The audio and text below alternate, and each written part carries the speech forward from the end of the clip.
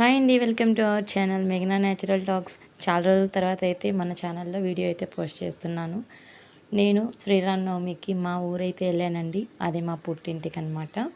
ఇలా తిరునాళ్ళు జరిగిన తర్వాత మా ఊరైతే బయలుదేరుతున్నాను. అదేనండి బాబు మా అత్తింటికి బయలుదేరుతున్నాను. బయలుదేరే మధ్యలో ఒక గుడైతే అంటే ఇది పురాతన కాలం గుడనమాట. వాటర్ వచ్చేసి మొత్తం మునిగిపోయింది. మునిగిపోయి ఇప్పుడు బయటపడిందంట. సో, కొంచెం ఎక్సైట్‌మెంట్‌తో చూద్దామని చెప్పేసి అయితే వెళ్ళాము. వెళ్ళి చూడండి, ఇంతకుముందు మమ్మల్ని తీసుకొచ్చిన వాళ్ళు ఇంతకుముందు అదే 1 ఇయర్ ముందు అయితే వచ్చారంట. వచ్చినప్పుడు చూసారు కదా ఇసుక ఎంత ఎత్తుందో, అంత ఎత్తున గుడి మొత్తం ఫుల్లుగా అసలు కనిపించలేదంట. మొత్తం ఫుల్లుగా మునిగిపోయింది. ఆ పైన గోపురం కొంచెం కనిపిస్తుంటే అది మాత్రమే తాకి వచ్చారంట చూసేసి.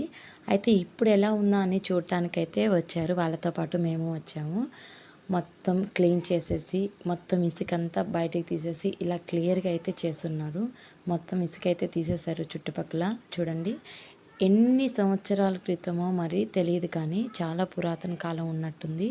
ఆ ఇటుకలు, ఆ గోడలు చూస్తుంటే చాలా పురాతన కాలంది అనిపించింది నాకైతే. మొత్తం నీళ్ళతో మునిగిపోయిందప్పుడు. ఇప్పుడు వాటర్ లేవు కాబట్టి ఇసుక మాత్రమే మిగిలి ఇలా కనిపిస్తుందనమాట.